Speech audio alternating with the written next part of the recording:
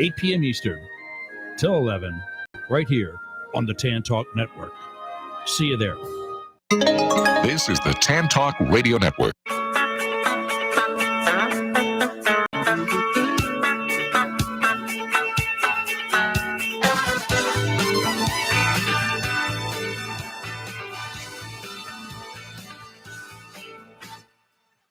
It's time for the Kelly Show. Kelly is an award-winning photographer and the owner of the website iloveclearwater.com. Doug is author of 4 published books and a contributing editor for Florida Sportsman magazine. And now, here they are. Hi, welcome to the Kelly Show with Kelly and Doug Kelly. And I am neither. I am County Commissioner Chris Latvala, and I'm guest hosting tonight. And the guest that we have is State Representative Kim Burfield. Good evening, Representative. And this is a special episode. This is election eve, so make sure if you have not voted that you get out and vote tomorrow across Pinellas County. Representative, I will get right to it. Tell us about your background and growing up in Clearwater. So Clearwater is my home. I have probably spent about 82% of my life living in this district. I tell people that I'm incredibly blessed from the standpoint that it is a small enough community that you can know people. It's large enough that if you want to, you can get lost. But it's a great balance of an environment where families want to come. They want to come. They want to raise their families. And it is a place where people find a great value and a purpose. What motivated you to run for the Florida House of Representatives, and what are your priorities? So I would say that my desire to run probably started many years ago. My parents instilled both in myself and my sister the fact that you've got to be personally responsible for things that are going on around you. And if you are not a fan of something you see going on, then you need to be an active participant in resolving that issue or finding a potential solution for how you would like to see that issue addressed or resolved. And so for me, it's just something that's almost second nature. Growing up in this community, as I mentioned, I think the other thing that really kind of uniquely positions me is the amount of involvement I've had in the community. Whether it's serving on a board for the Girl Scouts, whether it's serving as a past president for Leadership Pinellas, those different organizations really give you a very good understanding of the diverse community that exists here, the interests that you need to represent if you're selected to serve as a representative. And I think those are the types of things that really have kind of driven me to say, okay, it's time to step forward once again. I think as far as priorities are concerned, I'd say it's a diverse background that brings me to this moment. I would say healthcare is something that a lot of people are talking about. I think that accompanied with issues like insurance, as well as auto insurance, you have transportation that is always heavy on people's mind, and then not to mention affordability, basic affordability. Over the last several years, I've had the privilege of serving on the Ways and Means Committee in the House of Representatives. And some of the steps that we've taken to really drive down those costs and make sure that dollars stayed in people's pockets, I think are a critical issue for most people when you talk to them.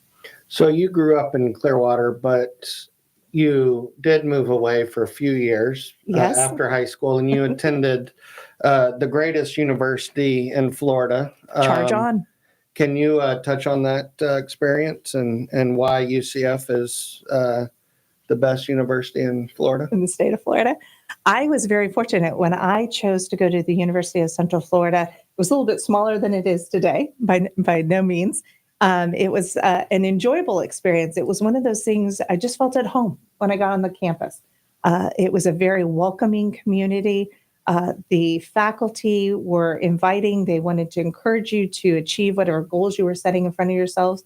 They provided you with a wide variety of opportunities to grow and to develop the skill set that you were there in which to hopefully make your profession.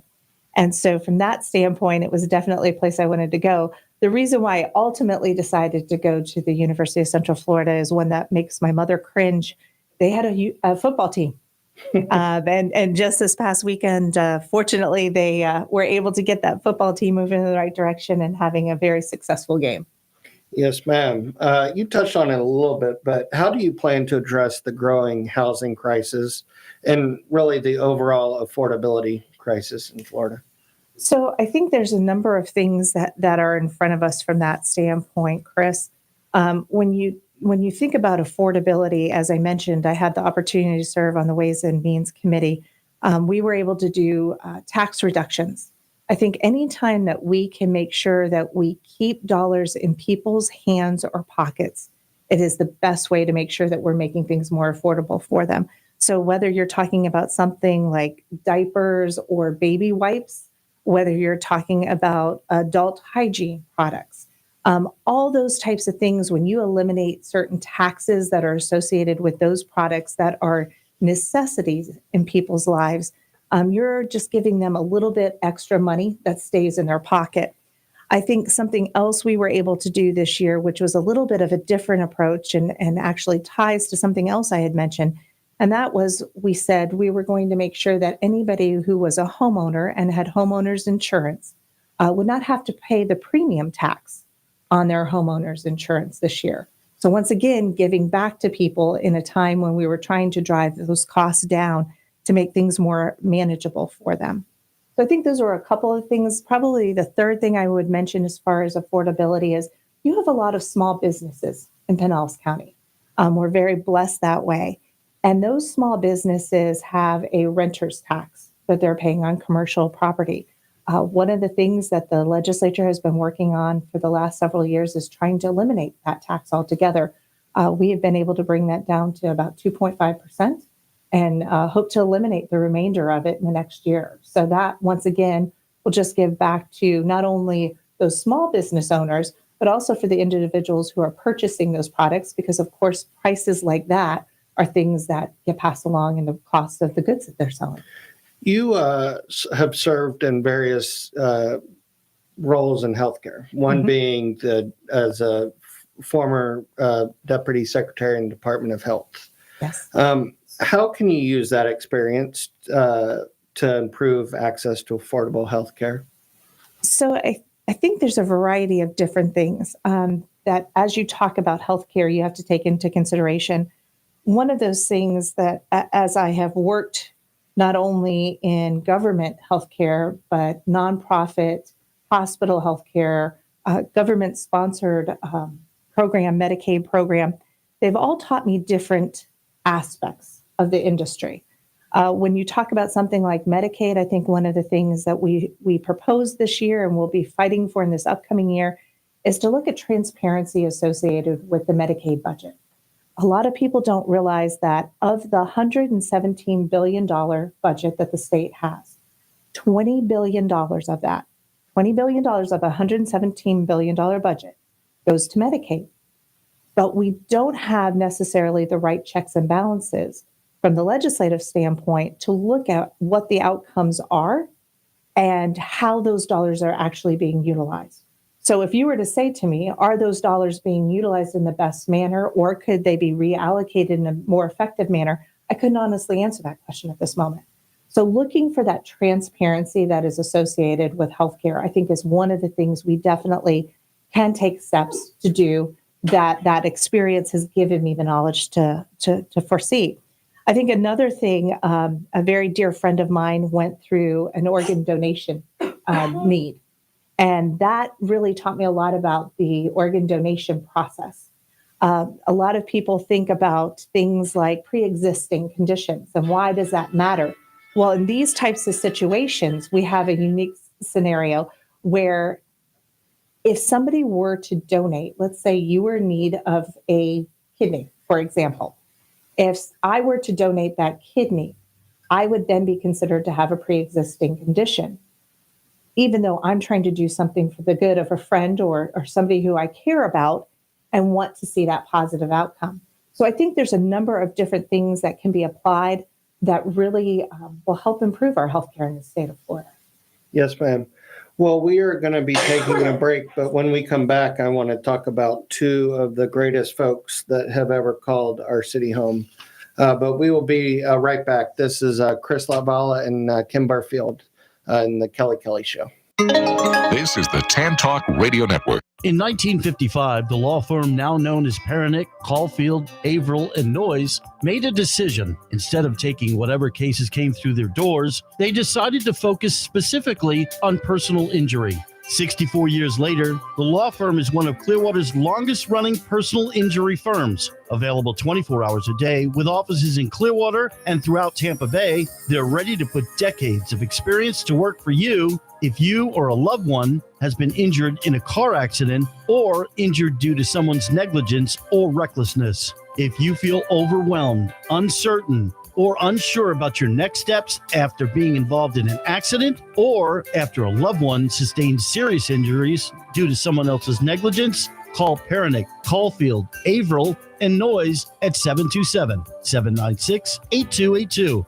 or online at usalaw.com. That's 727-796-8282 or online at usalaw.com. Non-attorney spokesman. Shop the largest selection of Guy Harvey apparel, artwork, and gift items at GuyHarvey.com. From the world-renowned marine wildlife artist, the Guy Harvey online shop features the latest in performance apparel, classic Guy Harvey t-shirts, decor for every room in your home, exquisite ocean-inspired jewelry, and unique gift items, including custom merchandise not available anyplace else. Browse an extensive catalog of original Guy Harvey works of art and a full range of beautiful reproductions. As with all Guy Harvey merchandise, a percentage of sales benefits the ocean conservation, research, and education work of the Guy Harvey Ocean Foundation. The Guy Harvey Ocean Foundation will help ensure that future generations can enjoy and benefit from a well-balanced ocean ecosystem. Bring the undersea world into your everyday life at GuyHarvey.com.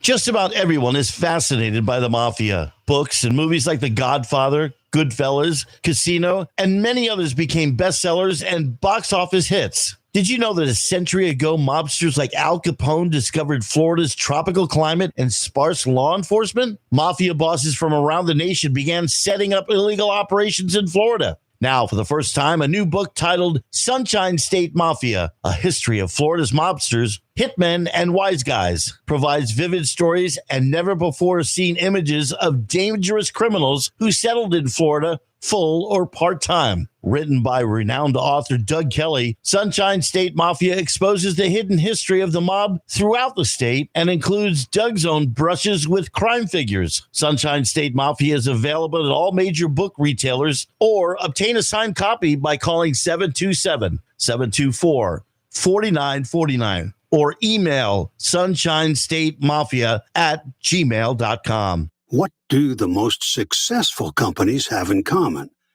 They leverage growth by forming valuable relationships and partnerships. Amplify Clearwater puts you in touch with accomplished business and community leaders that inspires networking and helps you navigate the best courses of action for your company. Become a member and instantly acquire a powerful edge over your competitors by forming strong connections with top business leaders and elected officials. Amplify Clearwater. One community, one chamber, one vision.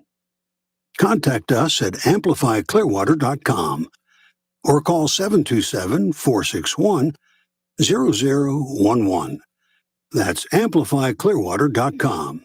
727-461-0011. Discover Clearwater like never before with iloveclearwater.com. Whether you're a resident or a visitor, our website is your go-to source for all things Clearwater. Find the best hotels, restaurants, parks, shopping, and events all in one place. Dive into our engaging photos and videos. Explore over 500 informative articles. Visit iloveclearwater.com today and experience the best of Clearwater. iloveclearwater.com, your ultimate guide to Clearwater for fun, sun, and smiles. This is the Tan Talk Radio Network. Hi, welcome back to the Kelly Show. I am Chris Latvala. Alongside with me is State Representative Kim Burfield on our election eve edition of the Kelly Show. Remember to get out and vote. And also, if you have not read Sunshine State Mafia by Doug Kelly, do so. I am currently reading it now, and it is a fantastic book by Doug. Kim, before we took a break, I mentioned two people that really helped build Clearwater, and that is Judge Jim Burfield and Sue Burfield, your parents. Judge Burfield passed away in 2009, and to this day, he remains one of the funniest people that I've ever known. Your mom recently passed away, and she was iconic. She was an iconic and special lady. They both served on the Clearwater City Commission in the 80s and 90s. Mm-hmm. And they really helped make Clearwater and our city what it is today. What would you like the listeners to know about your parents? I think I would tell anybody who I came in contact with that I was blessed with two wonderful parents. One who I would say was an admirable man, a great sense of humor, as you mentioned. He had a quick mind. He had a compassion for others and was always willing to fight a fight that he believed in. If it was something he felt an issue needed somebody to stand up and be the voice for, or a person needed that advocacy, he was going to be that person. The other person, my mother, was a gracious and kind lady who I think a lot of people truly underestimated. She just had this ability of a quiet strength tied with a compassion for others. And so instead of seeing that quiet stillness and diligence as a strength, they may have seen it as more of a passive sense with her. But I would tell you that both of them were strong in their faith, deep in their love for their family. They were as loyal as the day was long with friends, and they desired to leave everything better than they found it. And I would say they normally also left it either with a smile or a laugh. Mm-hmm. Their love for this community allowed them to really leave a lasting impression, one that even now as I drive around, now that mom has been called home, I can see examples of. One as recently as at the Long Center, when we were there for the insurance village that we held with the CFO. She was the person who worked from the city side with Fred Fisher to raise the funds for that facility to make sure that it came to fruition. And so there are moments like that where you'll either be somewhere or you'll pass by somewhere, and you're even. I think I'm even more grateful for the time that they were willing to give to the community, the love that they had, and the dedication they were willing to show, because it wasn't always easy. When Dad went on the commission, I'll never forget, it was just at the time that the Church of Scientology was coming in. Mm-hmm. And so there were some very difficult or challenging conversations that were had at that point. And so to see the city as it has evolved, I am honored to be a little part of that history, so to speak. Yeah, and just from a personal standpoint, one of the first jobs I ever had in politics was as a legislative aide for then State Representative Ed Hooper. Mm-hmm. And in Tallahassee, my desk was right by your mother's desk, who was the state, worked for State Representative Jim Frisch at the time as a legislative aide. And then, fast forward 10 years after that, and I was honored to serve this district as a state representative. And I needed a district aide. Your mom had been retired for several years, and she was the first person that I thought of to try to talk her into it. And there wasn't really much talking her into coming back to work. And it was, and I don't know if I ever really expressed to her what an honor it was to have her not just working for me, but working in that office again. She loved that time, Chris. Yeah, and I loved it too. And I loved, one of my favorite things was anytime I gave a speech, making sure that I recognized her as a former elected official. Even Drove her though crazy. it had been a few years, but they were both wonderful people, and their contribution to the city, is remarkable. The things that they did, and it will last decades. But going back to your work, this year you joined a bipartisan effort and really led a bipartisan effort to tackle beach nourishment. Can you discuss that as well as some of the other the other environmental priorities that you have? Absolutely. So I think what I enjoyed most about this is what you mentioned. It was bipartisan. It really wasn't about a party. It was about an issue, and an issue that was critical to our community. I was proud to be the primary co-sponsor of the House Memorial that focused on protecting our shorelines. We have a shared natural heritage that's a natural resource, our beaches, which are irreplaceable.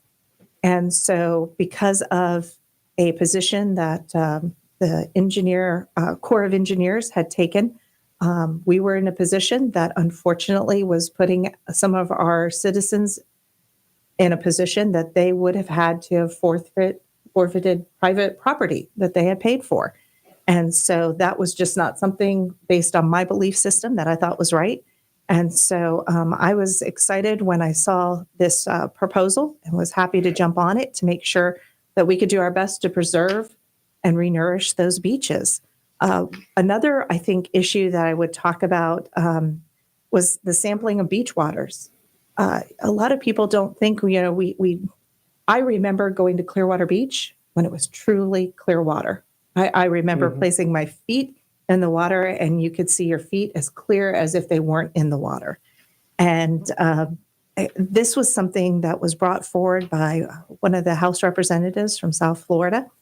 And it was really to make sure that people weren't coming into contact with certain types of bacteria, whether it was just their flesh touching it, swallowing it, or breathing it, because of some of the sewage systems that were draining into our beaches.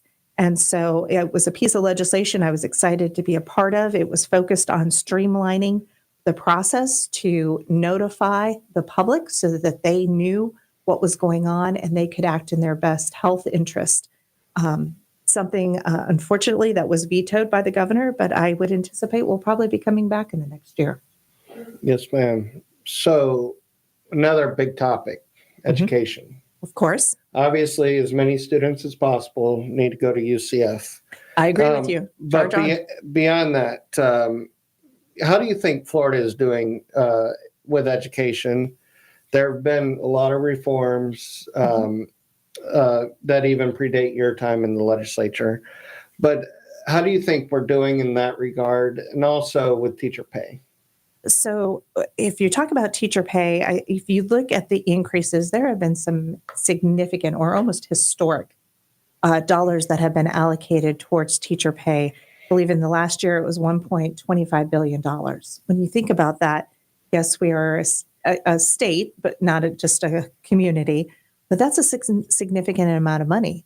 And I think if you look back to when you were serving in the legislature, it equates out to approximately $4 billion that's actually been allocated to improve the wages for teachers, whether it is a new teacher who's just starting or a teacher who's been within the system and we hope to keep there. So I think from that standpoint, it is something that has been taken very seriously by the Florida legislature, and they continue to try and support the teachers to the best of their ability. When you talk about some of the issues relating to education, I think probably one of the most significant ones, which you were a part of, getting that ball moving down the field, so to speak, was school choice. When you think about the advances that have been made around school choice and empowering parents so that they can make sure that their child is going to the best school for that child to learn in, that's really what we want to see. We want to make sure that our young people are able to succeed, that they're in an environment where they feel empowered to succeed, and the parents feel empowered to make sure that their children are being challenged in a way that will allow them to be successful in their future. Yeah, and I mean, not to go back to my previous life, but a zip code should not determine a child's Exactly. future. Exactly. And, what we saw at the time, and, it's largely true, is that in counties, it was the poor performing schools that were not getting the funds from the districts. Right. And so those were, the failing schools. And in Pinellas County, we had what were called failure factors. We didn't call them those. Right. It was the Tampa Bay Times that called 5 schools failure factors because they were, and there were school districts that had perpetually failing schools. And so something had to change. And you can just throw money at the problem, but you also have to change how you do things. The culture. Yeah. Right. And, school choice is, one way to do it. And Absolutely. the number one way to end poverty is through education. And because you have to change that cycle. Exactly. And, and that remains one of the proudest, things that I was a part of in the legislature. And the other area that we, increased funding and I wish we never had to was school safety. But that's just whole nother point. And, our sheriff, is the foremost expert in school Yes. safety. He chairs the Marjorie Stoneman Douglas Safety Commission and has since 2018, since it started. And I know there's been a couple of times when pieces of legislation or ideas have come up that I've asked them, what do you think about this? Yeah. Will this Yeah. actually make that difference? Because I think it's important that you have those individuals you can go to who have that level of expertise that can say, that's actually not going to work. And these are the reasons why. But something like this might work to actually address that problem. Oh, yeah. And so we're very fortunate. And when I was him. the education chairman, I was and people view our sheriff as an imposing figure, and he is in a lot of ways. But first and foremost, he's a father. Yes. And I've been in the room with him in Broward County and Parkland with parents of kids that were murdered at Marjorie Stoneman Douglas. And I've seen him interact with those parents. And I saw it firsthand when I was the education chairman, and looking at those parents in the eyes and saying, this is what the legislature is going to do. And reassuring them and the activism that those parents have had on both sides of the aisle is, absolutely incredible.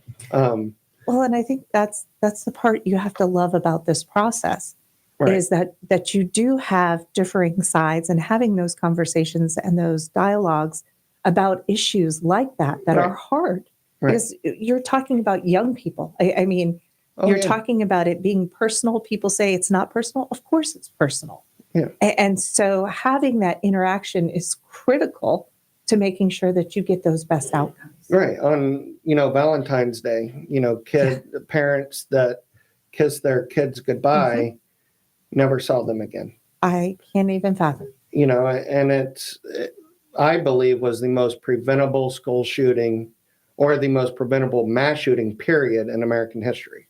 Well, and I think it also leads to another topic that has become even more predominant, and that's mental health.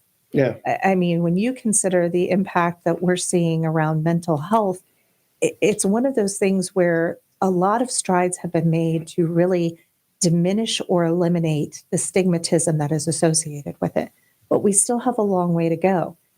Also, we have to start realizing that when you talk about health, you asked me about what's something else that I could apply my health background to. I would say that you have to look at health in totality. And mental health is a part of that health. If you consider that approximately, I believe it's the last I read, a person who has a mental health issue will normally have a 70% higher utilization rate of an emergency room. Now that's a cost. There's a cost associated with it. Now I'm not saying that person shouldn't utilize the resources that they need. I'm saying there should be a better way of connecting them with those resources. And those are the types of activities that I think you're starting to see now as different groups are coming together. If you look at the dollars that are coming back to the counties around the opioid settlement, those dollars are starting to be used around how can we address opioids? How does those opioids also impact the mental health, or mental health is impacting them? It's those connectivity points that people are starting to make that are actually going to make a big difference when you think about health in totality. Yes, ma'am.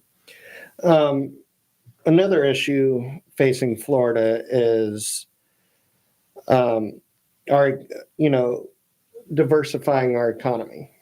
And, beyond tourism, beyond agriculture. Right.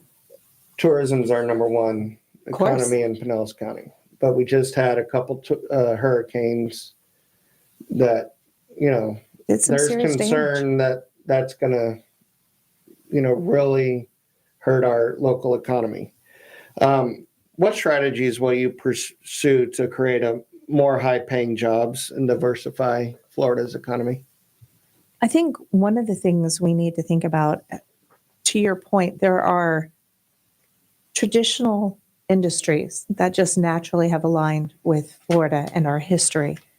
And we're at a point where we need to start thinking past just those industries. Now, that doesn't mean we let those industries be eliminated or we no longer place focus on them. By no stretch of the imagination am I saying that. But I think there are things that we could be doing. When you think about the state of Florida, we're a peninsula.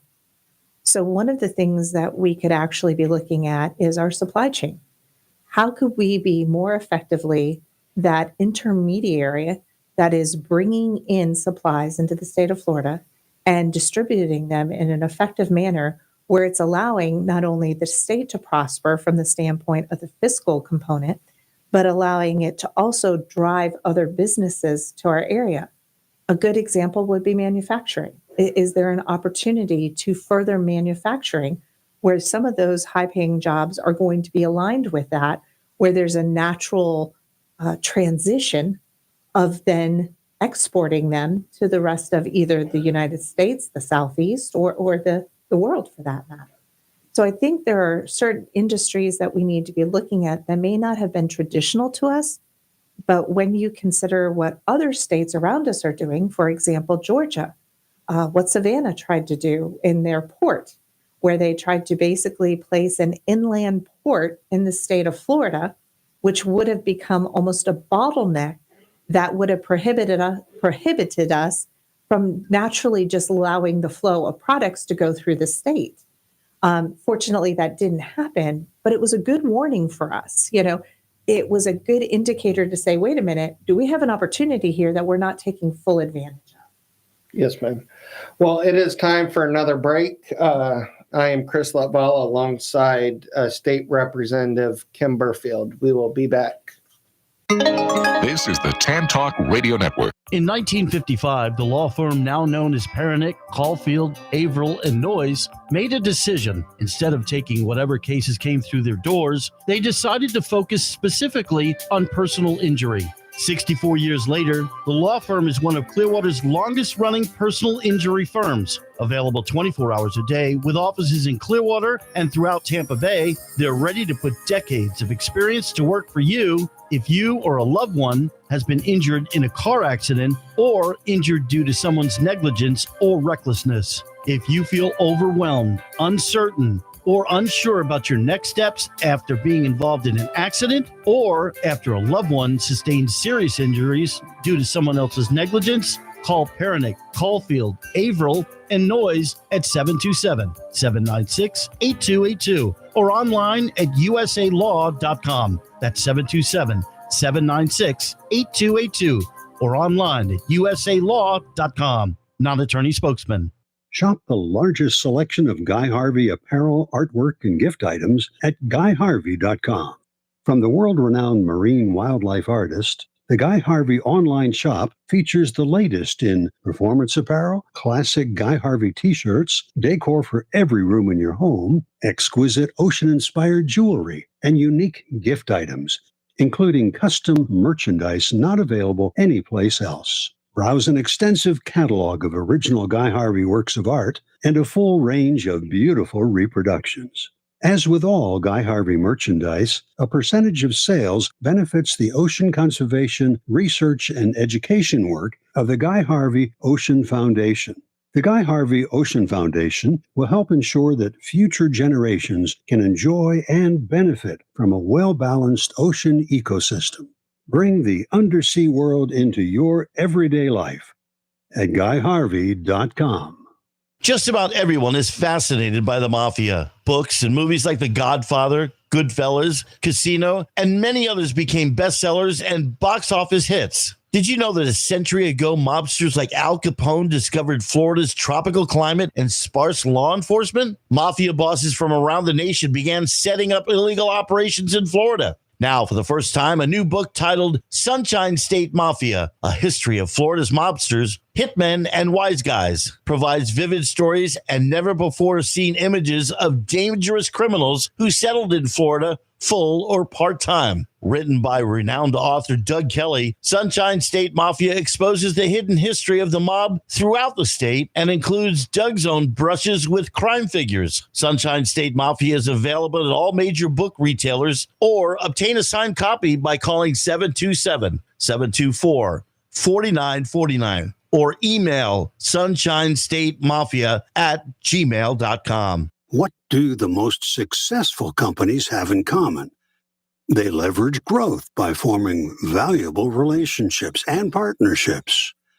Amplify Clearwater puts you in touch with accomplished business and community leaders that inspires networking and helps you navigate the best courses of action for your company. Become a member and instantly acquire a powerful edge over your competitors by forming strong connections with top business leaders and elected officials.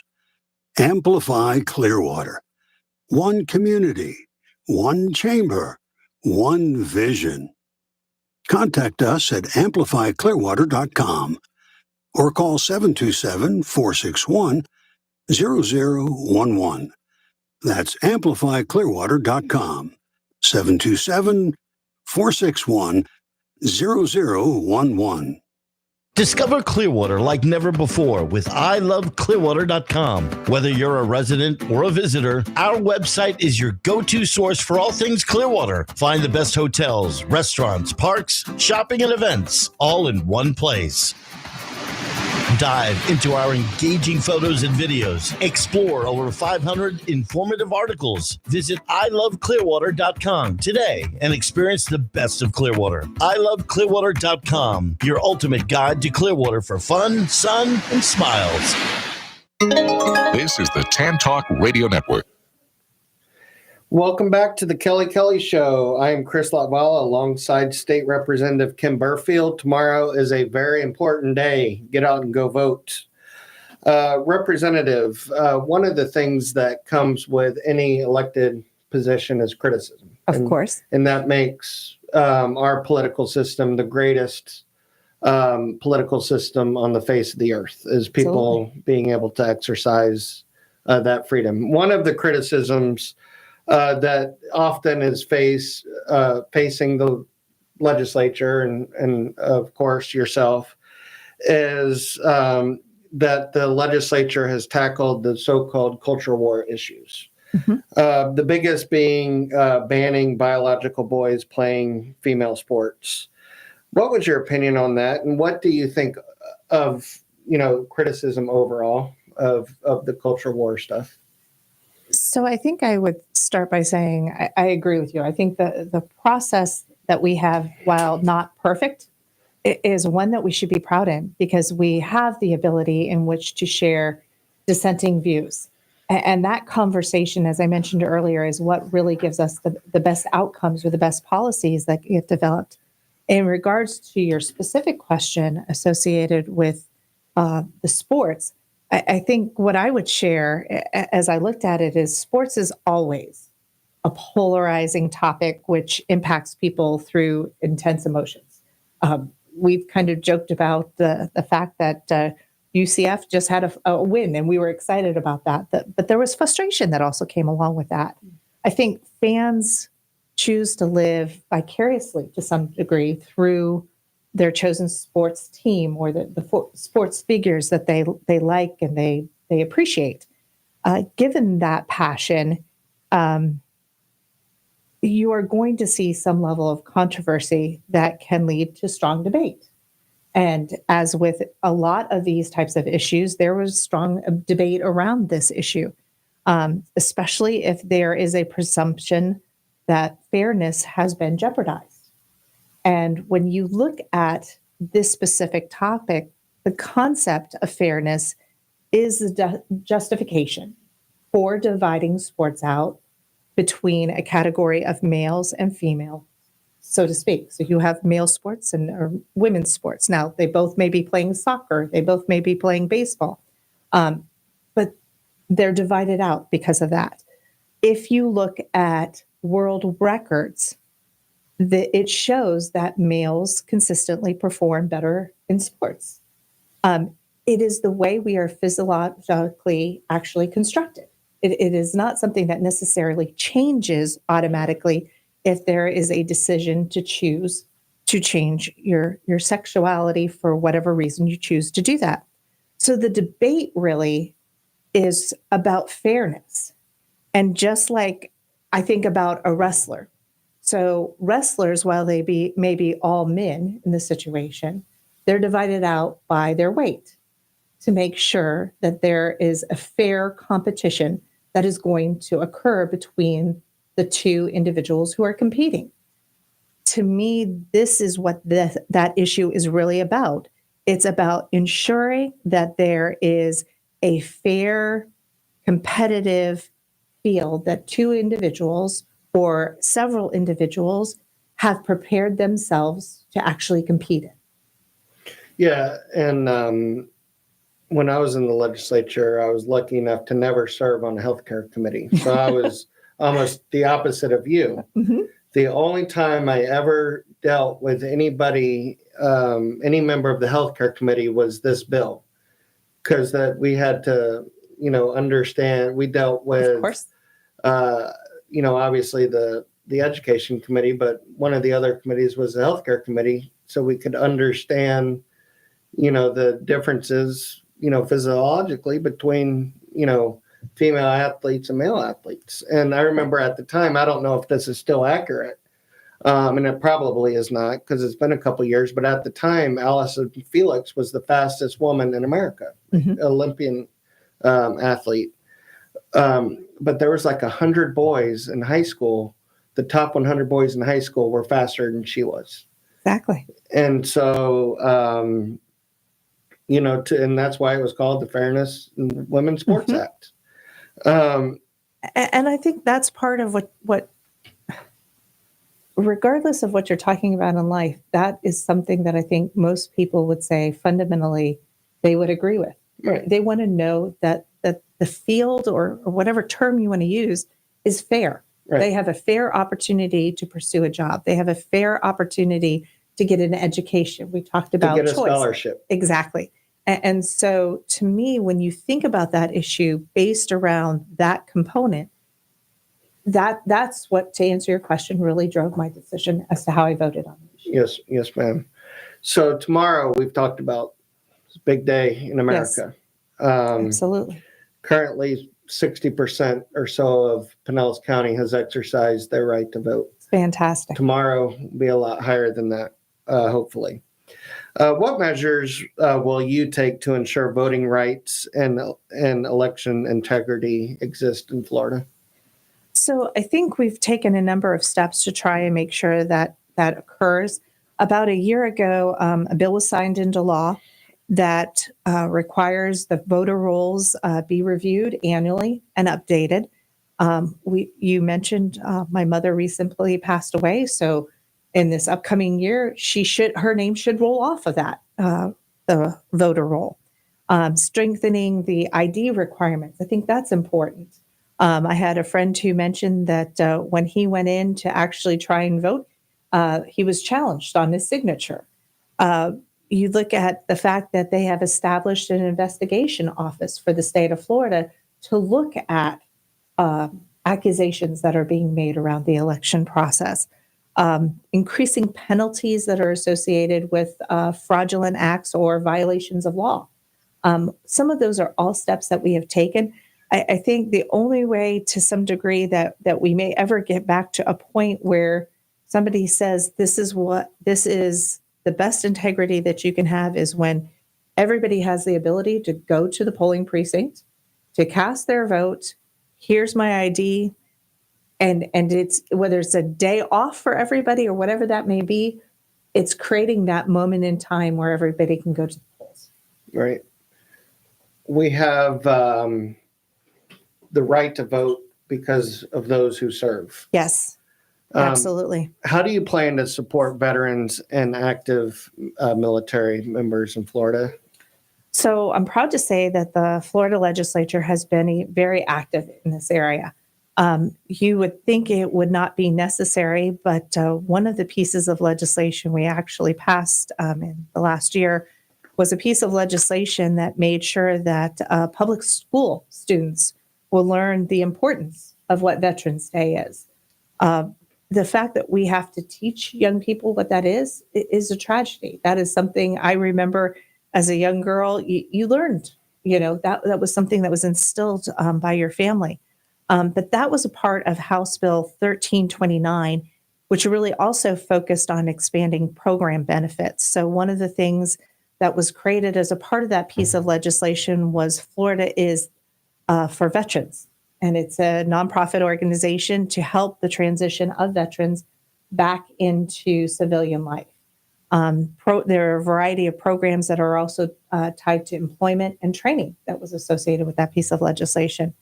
We've looked for ways to expand eligibility and admissions for not only the veterans, but also for their spouses or surviving spouses for long-term care facilities.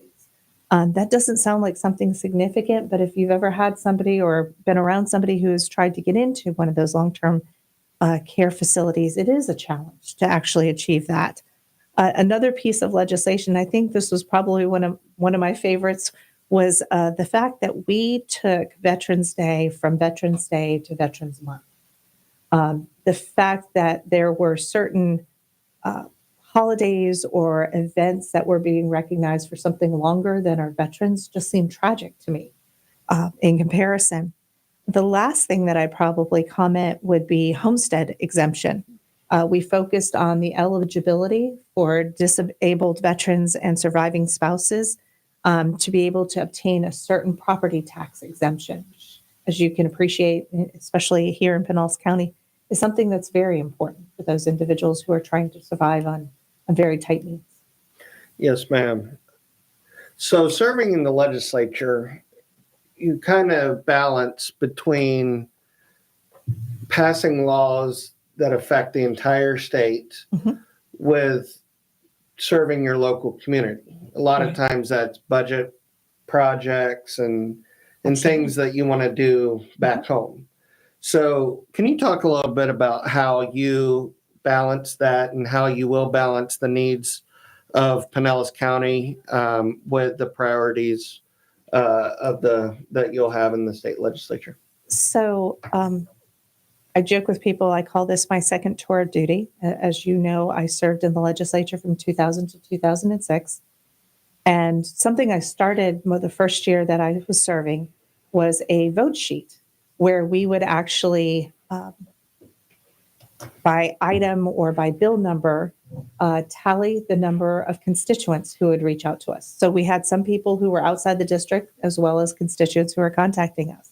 And so looking at the numbers that we would receive around an issue would have an effect on how we would take a position on it. Or perhaps it would take effect from the standpoint that I might propose an amendment or go and speak to the sponsor and ask the sponsor of the piece of legislation if we could look at adapting a piece of their legislation to address the concerns or the issues that my community had. I think that as you look at it, from my very humble opinion, being a state representative is being your community's voice. And probably the best example I can give you over the past year was tied to short-term rentals. For some of our beach communities, that was a very significant issue that was affecting them and their quality of life. And so after looking at the legislation, after working with the sponsors on the piece of legislation and trying to get certain adaptations or adjustments made and those not occurring, I voted against the piece of legislation because that was important to my community. So I think there are a variety of different ways you can take that action, and it's something that we're consistently looking at and trying to make sure that we are being a good voice on their behalf. So we have a few minutes left, and this will be the last question. You mentioned your previous tour of duty, and you were a part of the class of 2000, which was the largest class in Florida House history. Yes, it was. Because of term limits that was enacted in 1992. And the Florida House has had a lot of interesting folks that have gone on and have done other interesting things. You had a member of your class that may have exceeded other folks, may have been the most likely to succeed or whatnot. You had somebody that you served with the first go around that was a speaker of yours that has now gone on to bigger things in Washington. Yes. Would you like to talk about Senator Rubio? So and serving with him? Right. So I was very fortunate. I had not only a great freshman class, but then the classes that followed us, we also had some great leaders that came from that. You mentioned Marco Rubio. We also had our current state CFO, Jimmy Petronas, who has done a phenomenal job as he has tried to work his way through some horrific hurricanes and storms that have hit us.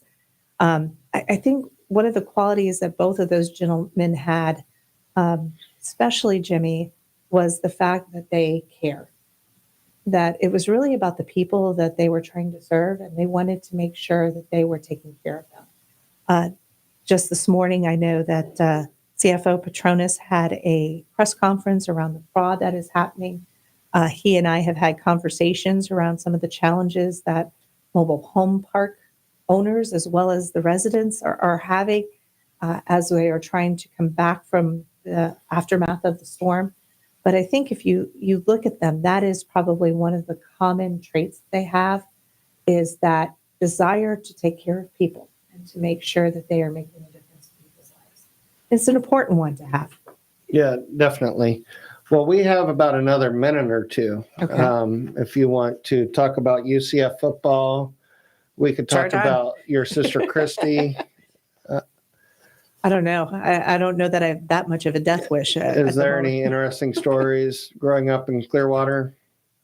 So I think one of the stories that I remember for Christy and I is we were fortunate to go to Calvary Baptist Church when it was downtown right on the bluff. And they had the beautiful dome that had stained glass windows in it. And my father was a deacon at the church, and Mom would put Christy and I Pastor Anderson. Yes, exactly. He unfortunately he recently passed away as well. Heaven's gained a lot of good folks recently. It really has. There's no two ways about that. But I remember there was one Sunday, and we were sitting up in the balcony area, and my father had done his job as a deacon and had come up, but he'd gone to the opposite side of the second floor. And we were making faces back and forth and having a good time with him. My mother got a little bit upset with us, but for us, it was a good memory to have. There was no two ways about it. Absolutely. A lot of little things like that you look back on. And as I said at the very beginning of our discussion today, it's a great place to have a family, to raise a family, to be a part of the community. It's a welcoming place. It's small enough to know people and large enough to take the time for yourself. We are lucky to live in Clearwater, and Amen. Kelly has a site called I Love Clearwater. You need to check it out. But I'm Chris Labala here with Kim Burfield. Thank y'all very much for joining us. Go vote tomorrow. Have a great night.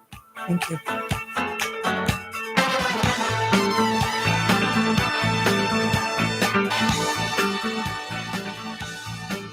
Thanks for listening.